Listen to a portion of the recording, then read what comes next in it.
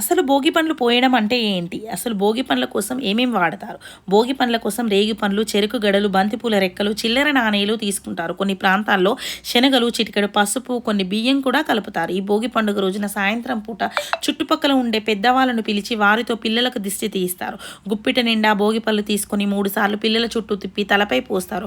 వాటిని పిల్లలు ఆనందంగా ఏరుకుంటారు. భోగి పళ్ళు అసలు ఎలా పోయాలి అంటే భోగి పీడ తొలగాలనే శాస్త్రం ఒక ఉపదేశం చేసింది. అదేమిటంటే చెరుకు ముక్కలు, రేగు పండ్లు, పైసలు ఈ మూడింటిని కలిపి చిన్న పిల్లల్ని కూర్చోబెట్టి దిగుదుడుపు తీసి తలపై నుంచి కిందకు వదిలేస్తారు.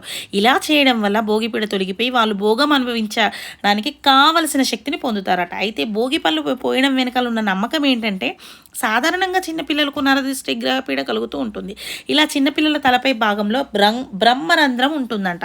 అయితే తలపై భోగి పండ్లు పోసి ఆ బ్రహ్మరంధ్రాన్ని ప్రేరేపితం చేస్తే పిల్లలు జ్ఞానం పెరుగుతుందంట. అంతేకాకుండా భోగి పండ్లను విష్ణుమూర్తి స్వరూపంగా భావిస్తారు. కాబట్టి రేగిపళ్ళు పిల్లల తలపై పోయడం వల్ల శ్రీమన్నారాయణుడి ఆశీస్సులు లభిస్తాయని, పిల్లలపై ఉన్న చెడు దృష్టి తొలగిపోతుందని చెప్తారు. అంతేకాకుండా సూర్యభగవానుని ఆశీస్సులు పిల్లలకి ఉండాలనే సూచనగా కూడా ఈ భోగిపళ్ళు పోస్తారు.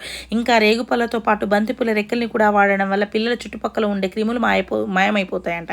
క్రిములను చంపబడేది బంతిపూలకు ఉన్న ప్రాథమిక లక్షణంగా చెబుతారు. అంతేకాకుండా చర్మ సంబంధమైన వ్యాధుల నుంచి ఉపశమనం కలిగించే లక్షణం కూడా వీటికి ఉంటుందట.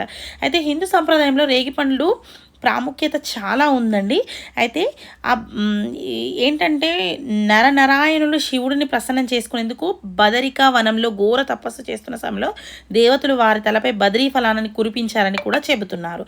అయితే మరి మేమైతే ఇలా భోగి పళ్ళని మా పిల్లలపైన వేసాము. మరి మీ ఇంట్లో మీరు ఇలానే చేస్తున్నారా? ఇంకా ఎలా చేస్తారనేది కామెంట్ సెక్షన్లో కామెంట్ చేయండి. అండ్ భోగి పళ్ళని ఇలా చేయడం వల్ల తెలుసుకున్నారు కదా, పిల్లలు ఉన్న నరదిష్టి అయితే పోతుందన్నారు. మరి వీడియోని కనుక నచ్చినట్లయితే చిన్న లైక్ వేసి నన్ను